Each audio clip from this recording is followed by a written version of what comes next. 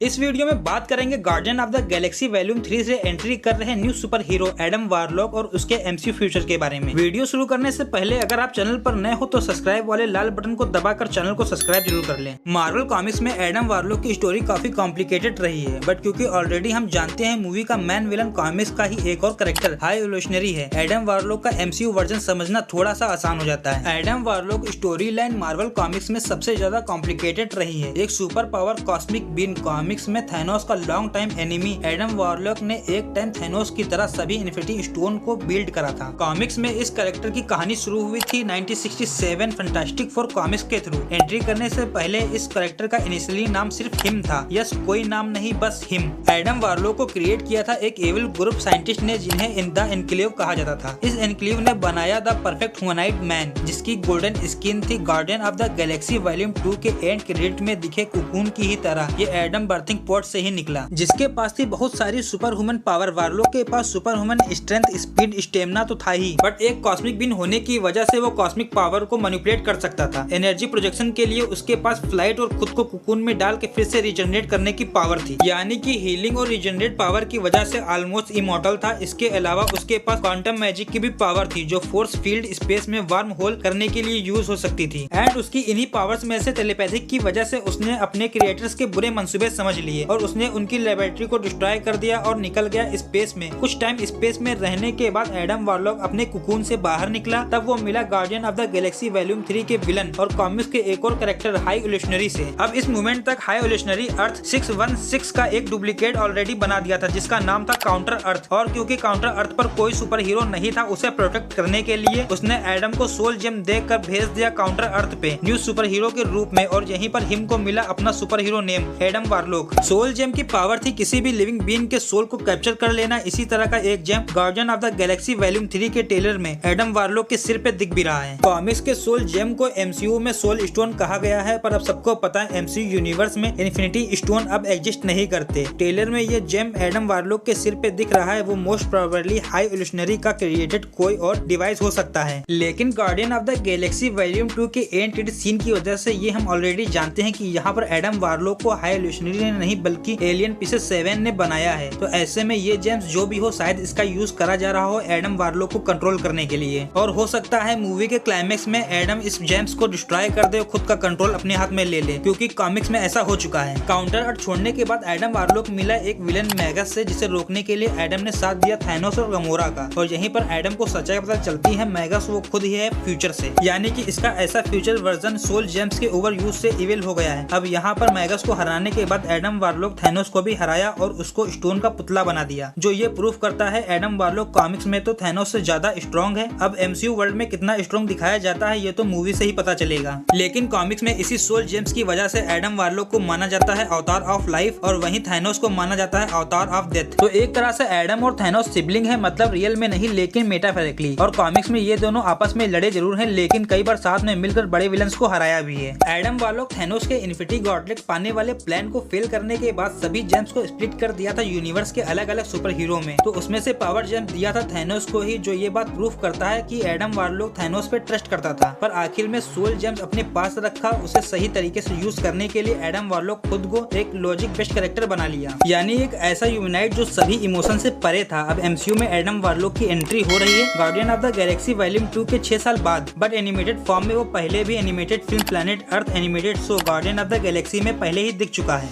ऊपर से कॉमिक्स में इन्फिनिटी सागा स्टोरी लाइन का मेन पार्ट होने के बावजूद एडम वारलॉक को एमसीयू के इन्फिनिटी सागा में इंट्रोड्यूस नहीं किया गया। शायद इसका मेन रीजन हो सकता है एडम वारलॉक की पावर। इतना ओवर पावर कैरेक्टर इंट्रोड्यूस कराने से मैन एवेंजर्स टीम के मेंबर काफी डर लगते। चलो अब जो भी रीजंस हो, फाइनली एडम वारलॉक एमसीयू में एंट्री कर रहा है। अगर कॉमिक्स की स्टोरी को ज्यादा चेंज ना करें तो वॉल्यूम 3 में एडम वारलॉक विलन कम एंटी हीरो से मूवी के एंड तक एक सुपर हीरो के रूप में जरूर दिखेगा। एक ऐसा सुपर हीरो जो गार्डियन ऑफ द गैलेक्सी का न्यू लीडर बन सकता है, बट साथ ही Avengers team up movie Avenger the king dynasty और एवेंजर्स सीक्रेट वार में भी दिख सकता है। एडम वारलॉक के बारे में अपने थॉट्स कमेंट में बताना। अब मिलते हैं नेक्स्ट वीडियो में।